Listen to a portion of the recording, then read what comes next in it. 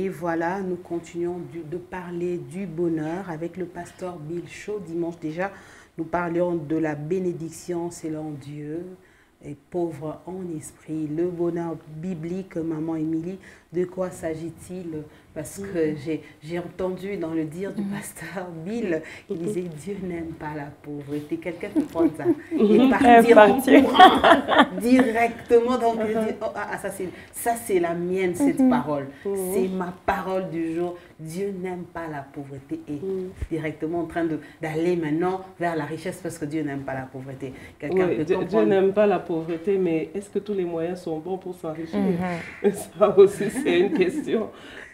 Pour s'enrichir, il faut aussi voir dans la Bible comment est-ce qu'un enfant de Dieu peut s'enrichir. C'est vrai que Dieu n'aime pas la pauvreté, il a tout. Le monde lui-même, l'or et l'argent lui appartiennent. Il a tout mis à la disposition de l'homme pour qu'il s'en sorte aussi.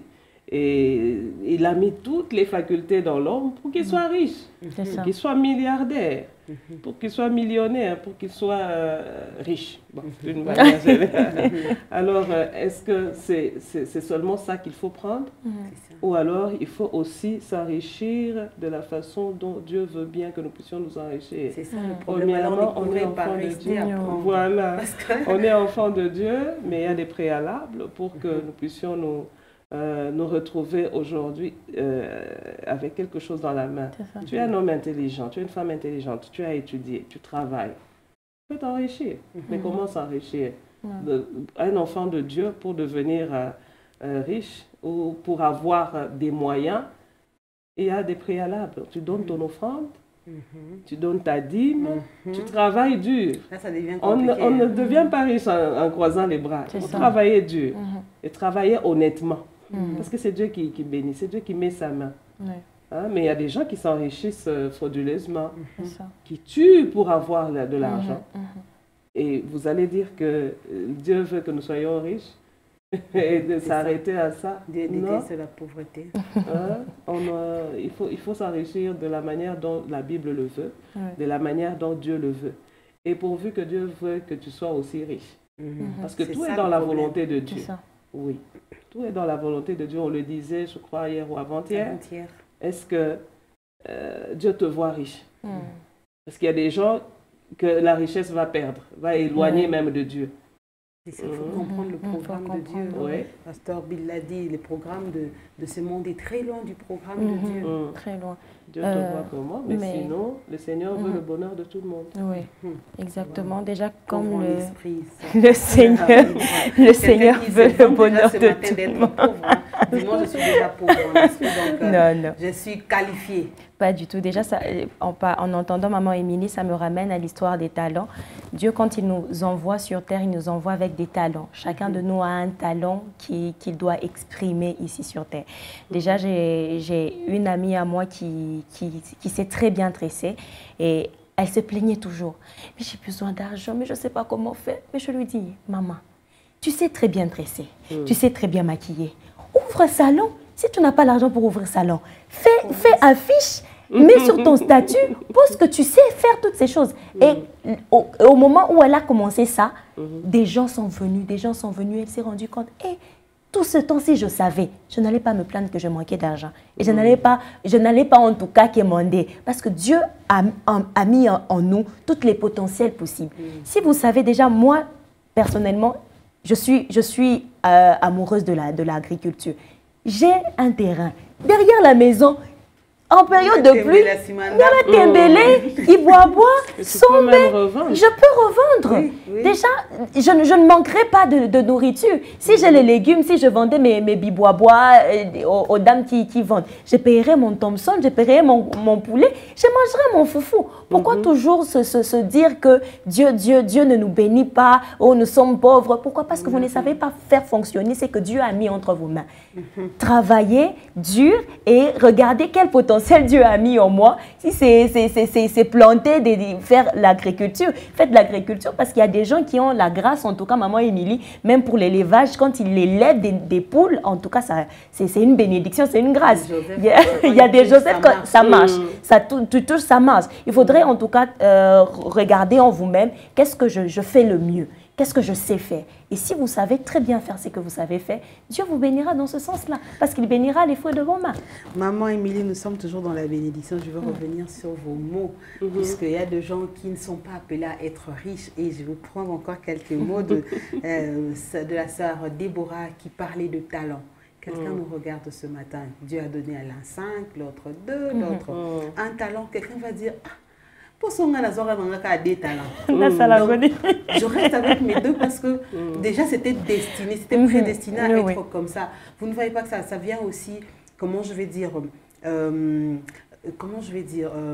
fatiguer quelqu'un, pas vraiment ça, c'est pas le mot. Il se limite. Limiter quelqu'un à dire, bon, ok, on m'a dit ce matin que Dieu sait déjà. Peut-être que Dieu ne m'avait jamais appelé à être riche, par exemple, ou à avoir 5 talents. Il m'avait déjà envoyé avec mes 2 talents. Je croise alors le bras, j'observe ce que j'ai, parce que c'est ça ma vie, c'est ce que Dieu... Est-ce que ça ne vient pas rendre quelqu'un oisif? Dire bon, que je me contente de ce qu'on dit ce matin parce que c'est ça, je dois finalement réaliser que ma place c'est là, rester à la cuisine, en train de cuisiner pour les autres. Je ne peux pas viser l'un parce que quand Dieu m'a envoyé au monde, il m'a envoyé avec une cuillère pour cuisiner. Donc, ça peut pas être un moyen aussi de décourager quelqu'un à foncer dans la vie?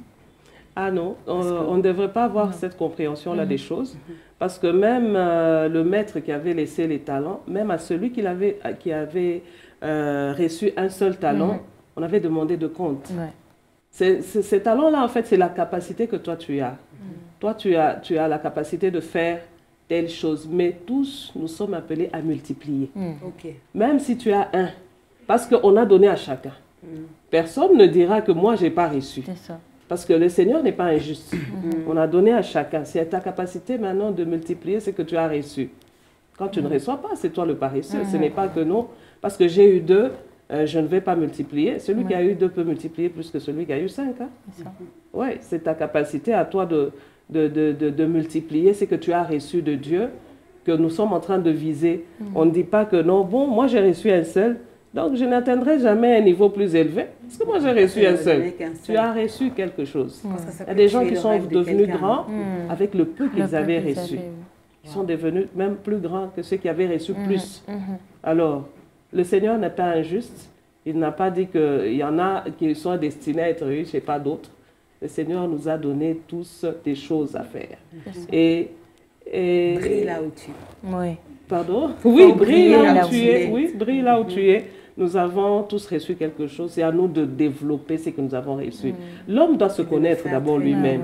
Prendre conscience de qui il est. Il sache dans quel domaine il s'en sort. On en a parlé encore hier. Quand je m'en sors dans quoi? Qu'est-ce que je fais mieux? Et c'est comme ça qu'on peut avancer. Personne n'a le droit de se décourager.